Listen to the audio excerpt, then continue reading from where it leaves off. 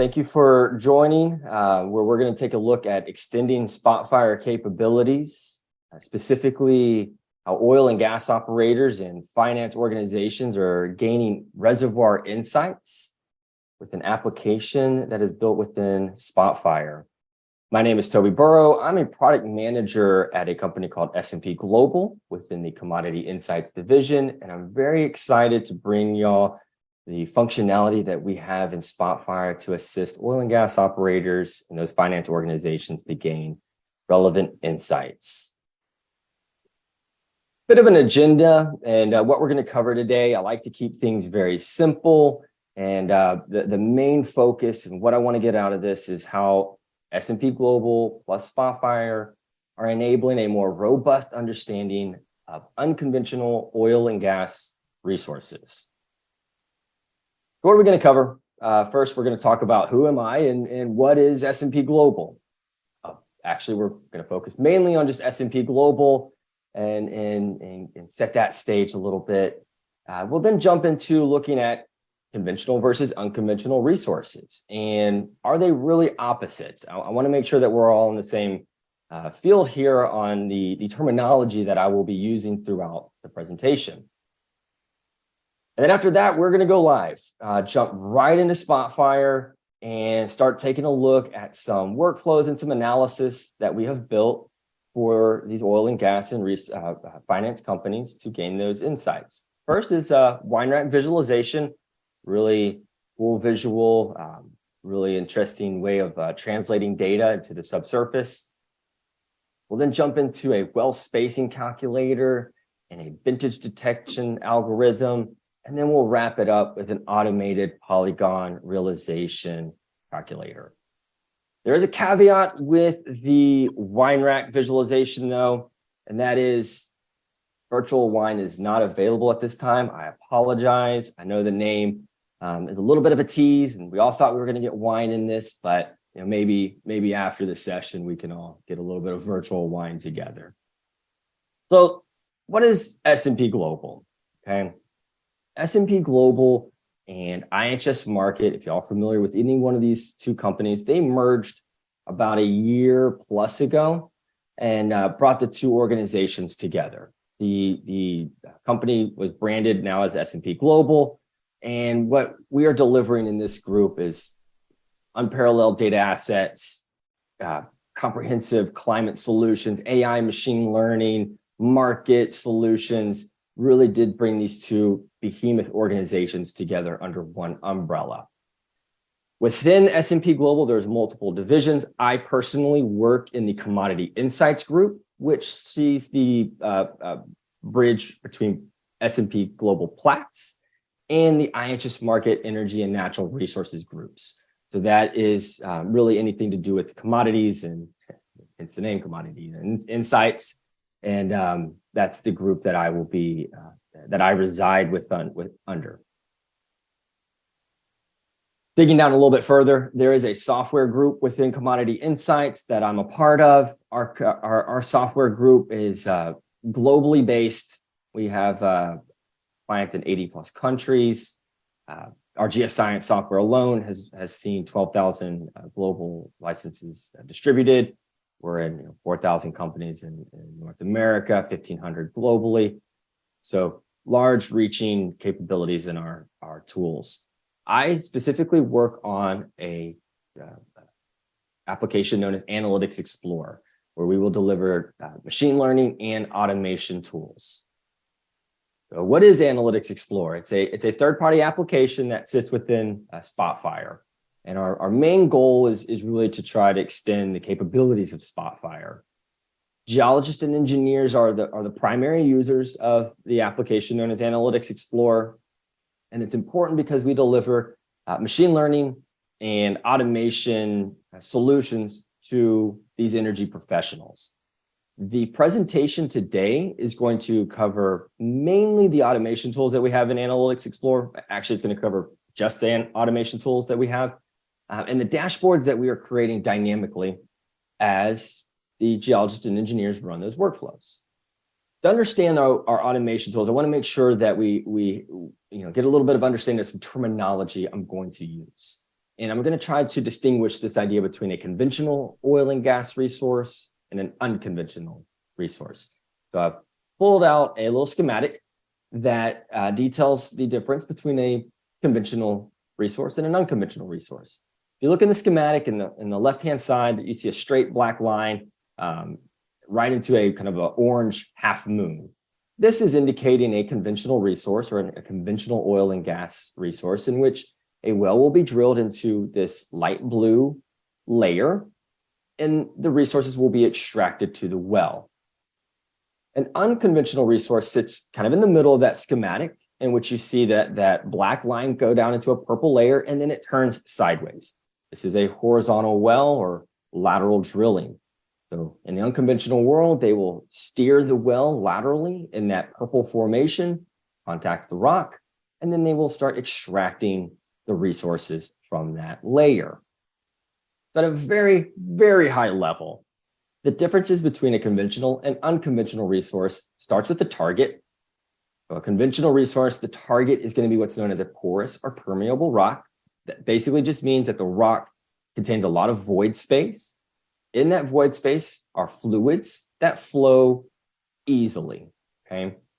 Unconventional is a bit opposite of that. They are usually tight with low permeability. Basically just means that the fluids don't flow nearly as easily as an unconventional, as a conventional. Because of that difference in the type of rock, the strategy differs in how we develop those resources. So for conventional, you can usually get away with a single well extracting generally a larger area. Unconventional, you will need a lot more wells to access a similar size as that conventional formation. And I brought along a little picture to kind of depict the unconventional strategy. You see down here at the bottom, a lot of black lines. These are all indicating wells in an area, and you can see the need in how companies are drilling the wells right next to each other. So there's a lot of need for planning and how close do we want to get to our neighbors, which is where Analytics Explorer and the automation tools we have developed are assisting these companies in their planning efforts. And we have a couple in here for our clients to use in their analysis. Some folks will use these, all three of them. Some will have, kind of a tool of choice, but they are all available to you. So the first we're going to look at is a wine rack visualization. It's a term that we use in the industry. It basically just indicates how the wells are placed in the subsurface. It kind of looks like a bit of a racking of wine bottles. The second we're going to look at is an automated spacing calculator and vintage detector. And vintage detector just means we're going to identify which well came first, which well came second, or did wells come on at the same exact time. And then finally, we're going to wrap up our live piece with a drainage polygon realization. It's really a technique for identifying where a well has contacted rock and where can I place a new well. And with that, let's jump into the live piece of the presentation. So to get things kicked off live, what I have done is I've loaded up some well information into Spotfire and created a couple of visualizations for us to review the data that we have access for the workflows that we're going to take a look at. So first things is a map. Maps are very important in the oil and gas space and the resource development space to just get a sense of where is everything located spatially. And what I have colored the wells by is very specific. I have colored them by what is known as a producing formation. And this region in particular that we're looking at has multiple producing formations.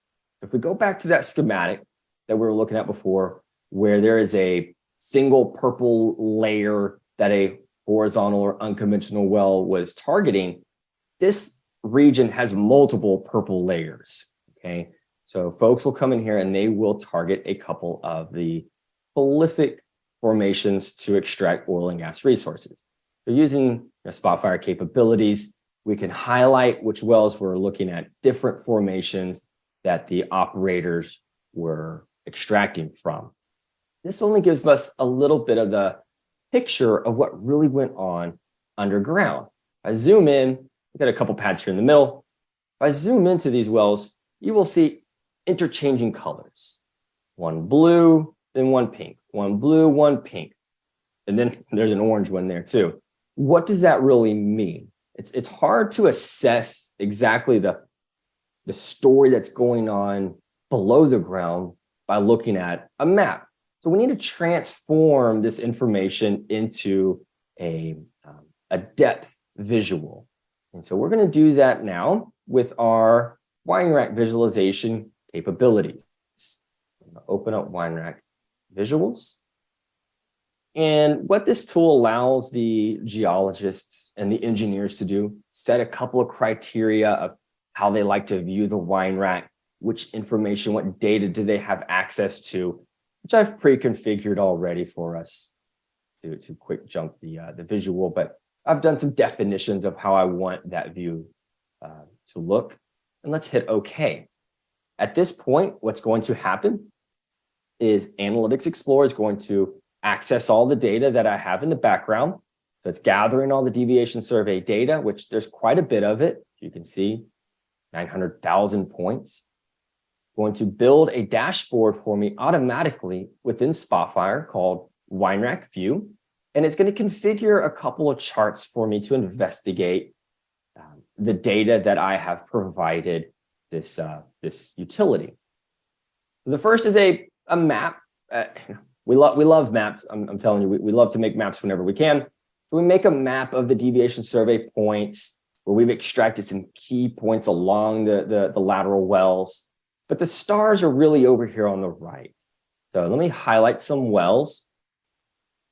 The stars are the projected X versus Y. This is just transforming those wells into a best fit line. Geologists and engineers use this to get a sense of how close the wells are on a map view because we've projected that into an XY space. Really what people are after is this wine rack visualization here at the bottom. That's that transformation from a map view into the subsurface.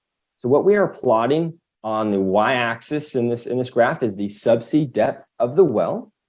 On the x-axis is a projected X. So we do a lot of calculations in the background to gather what the projected X value is for these wells. And then we also calculate the distance that well is to those formations, those unconventional formations that the companies are looking to target. So what we're able to see in this view, when the wells look like they're right next to each other, there's a vertical component to it. So we can see that these wells are targeting this formation up here at the top. These wells are targeting that formation right below it. And what folks are doing is they can go pad by pad, well by well, reselect their wells, and they can see the different strategies of how people were stacking the wells or how they were wine racking these wells. Well, to take this a little bit further, what we always suggest to people to do is to modify those views how they see fit. So the data is available, the calculations have been made. I always encourage people to use Spotfire to its fullest. And what does Spotfire do the best? Making these dashboards and visuals, in my opinion. And so what I've done is I've translated the base wine rack visual to something with some actual metrics for me to study. So include a couple of KPIs in here, some production metrics. Everyone's wondering and curious about production and what's influencing the production of their area, of their wells that they're completing or producing from. So we get some metrics up here, P10, P90 of the 12-month production of the wells. So I can select the pads that my company might be operating. I can see their P10 to P90 distribution of production. I'm color coding the wine rack to be a little bit more visually appealing, where I can actually pick out the layers, color code the layers by some company practice. This really does enhance the analysis within the wine rack visualization. Another key analysis that people are after is distance to nearest neighbor, and they want to calculate how far their neighbors are from one another and start to analyze trends. We can get a sense of spacing in these visuals that we've created here since everything is in like a projected axis, you can visually see how close each well is to one another. But people were after a little bit more information. They actually want to calculate a value. And so we've developed an ability for these geologists and engineers to calculate distance to neighbors along their laterals at every single point in their deviation survey database. I'm going to pull up our well spacing tool. Again, we have a lot of configuration options for those geologists, some thresholds, some calculating distances. You want to go in the 2D or 3D plane, where do you want to start within the wells? And then a vintage detector. Vintage for us is just simply identifying which wells came first, which wells came second, which wells were maybe developed at the same time. The terminology that's used in the industry is called parent, child, and sibling. Parents are the ones that were there first. Childs came second. Siblings mean that they were developed at the same time. So using this configuration, a threshold of 560 feet and a 1 month cutoff for parent and child, let's go ahead and run that calculation here in Spotfire. So it's going to run through. It's about 49 wells that I'm running the calculation on. So it's going to make that the distance calculations for me. And then it's going to configure the vintage data and vintage identification, and then pull together a dashboard for us to review those results. Let's jump over to the well spacing, zoom into the region that we just calculated over. So again, like the wine rack view, we make a map. Everything has got that spatial dimension to it. So we make a map here where we're going to color code at every single deviation survey point the distance to a neighbor. Geologists can hover over each point and they can get an actual calculation to the nearest neighbor. So at this point, for this well, the nearest neighbor is 546.97 feet away. Over on this other side, you can see things are much closer. Nearest neighbor is 234 feet away. These wells are at my threshold 560 feet. If I highlight on any of these wells, you can see that we'll then make a three-dimensional map here at the bottom, where we will color code again by the metric, by that same color bar, distance to nearest neighbor. And then we roll up the statistics for people to review each well, critical parts along the well with the distance to the nearest neighbor and their second nearest neighbor. So we call it the heel, the toe. Basically, it's where the well becomes horizontal, and then the last point in the well, and then an average value. We do that at the first nearest and second nearest neighbor. Same with vintage detection. We will identify who is first, which ones are your parents, which ones are your children, and which ones are your siblings. Again, a map view for almost everything that we do here, where we will color code by whether or not the well was a parent, a child, or a sibling. This just helps people identify where in the pads the parents are sitting, where the children are. Just like wine rack, we always recommend to people to take our visuals further than what we default with, add their customization, really build that, that story that they're trying to tell. So again, I ran this on a lot larger data on an entire region because I'm looking at regional trends here with the spacing metrics. I can select some pads of interest. I can review the difference in this pad versus all the data. So all the data, the median distance to a neighbor is 633 feet.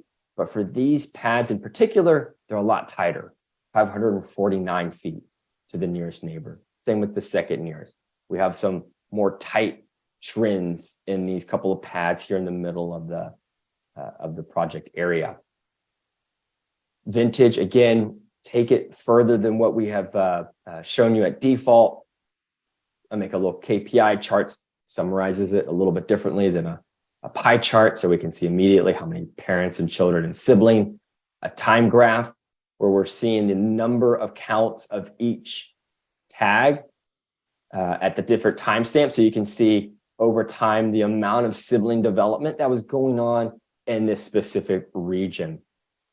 And then finally, this chart up here at the top, we haven't talked about it yet, but this is our relationship chart, a very unique graph that we've made. The very unique graph that we made to understand the the intricate relationship between different wells and who they may be related to. So I'm going to maximize this relationship chart. And what we are able to do is really focus in on a specific well of interest and see who else is it related to and how are they related? What's that relationship look like? So let's pick on this well here in the middle. What we can see is this well has two relationships. It has a yellow bubble and a red bubble. The yellow bubble indicates that this is a sibling relationship, but this well also encountered a parent relationship. So here's a parent to that well, but it also had a co-development criteria when it was placed in the ground. They're really critical information for development teams to understand what's going on in the area that they're working. Another workflow that we have available is identifying drainage and understanding drainage patterns and identifying where can we place a new well. So throughout this whole workflow, we've seen that there's multiple layers in the subsurface. We have some timing components to be aware of. We're going to focus on a very specific layer here called the Wolfcamp B, that we want to create drainage polygons around every single well that is producing from that formation. Go into our drainage polygons. Again, we have to give it some configuration, all customizing how we want to view these polygons. We have a lot of ability to dictate how you want that view to look at the end. So we're going to give these polygons a 700-foot half length, which just means on each well, we want 700 feet on each side. We want them to start at a specific place along the well. And what we will create at the end, hopefully y'all see a theme going on, but we're going to create a map for us to inspect the results of the drainage polygons. We're also going to get some ranking of the polygons as well. So at this stage, what it's doing is it's making the polygons, creating a polygon for every single well that I selected. And then it's also making a dashboard for me to review the results. It's almost done reading the data, configuring a map. Should be complete here in 1 second. Let's move that out of the way. So again, here we go. We've got a map chart. Let me zoom into a couple of wells of interest here. You can see my locations of all the wells that were tagged as a Wolfcamp B producing well, that we've now put a drainage polygon around every single one of the wells. We calculate an area for our clients. This is all really critical information for them to understand how their wells were developed. And then what are people doing with this? Well, they will bring in some what's called lease information or boundaries of where they're able to place a well.